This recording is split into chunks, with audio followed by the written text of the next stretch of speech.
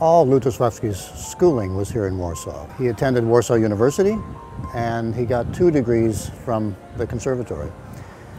Like most Poles, he probably would have studied in the West. He had his sights set on Paris and on the famous teacher Nadia Boulanger. But this was about 1939 when Adolf Hitler had other plans for this part of the world.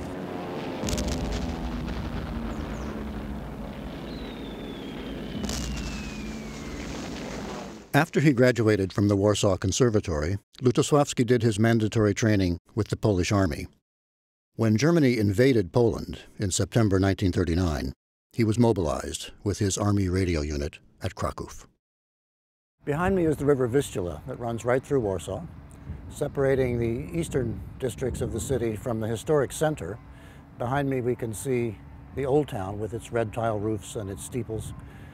At some point in the late fall of 1939, Lutosławski would have found himself making his way across this river back home to central Warsaw. The war had begun.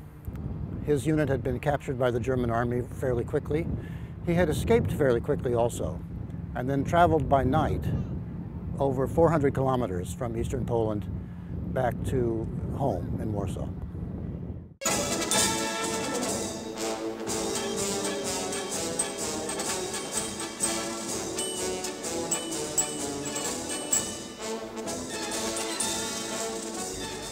During the German occupation of Warsaw, 1939 to 1945, they banned almost all normal musical life. So music left the concert halls and went underground and into places like these, into coffee houses, which were gathering spots for actors, artists, intellectuals, writers. It would have been in a coffee house something like this that Lutosławski and his partner Andrzej Panównik earned their living for almost 5 years. When the Germans occupied Warsaw, one of the things that they did was to disrupt musical life. In fact, for example, it was illegal to play Chopin during the entire course of the war. You couldn't put it on the radio, you couldn't play it live, because of course Chopin was a symbol of the Polish national character, which the occupiers wanted to destroy. The repertoire were arrangements of everything from Bach toccatas to Bizet's Carmen, to foxtrots by Cole Porter, to popular songs by George Gershwin and even Duke Ellington. It was everything. But when, in August 1944, the Polish underground launched the Warsaw Rising, a last-ditch effort to drive out the German occupation, he and his mother fled to a relative's house outside the city. He was looking after his mother because his father had been killed by Bolsheviks. His other brother had been taken off to Siberia where he died. So he spirited her away, and there's an extremely touching document. It's a collection of little notebooks, and he and his mother together sat composing and copying out little exercises. It tells us that at a time of extreme distress, when they would hear all the explosions and at night they would see the sky lit up, that they were huddled together in a little attic, composing what might seem to be little ditties and inconsequential little canonic pieces.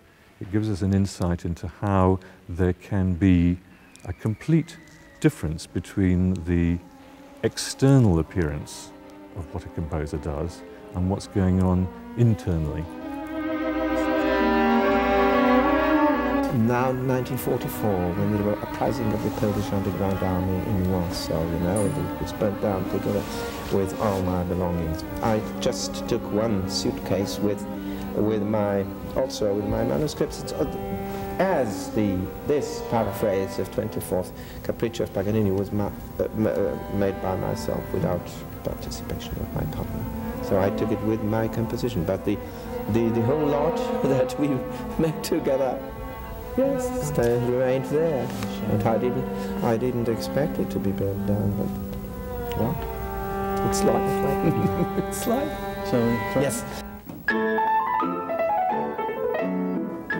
surrounded by chaos, murder, mayhem, and a kind of collective insanity.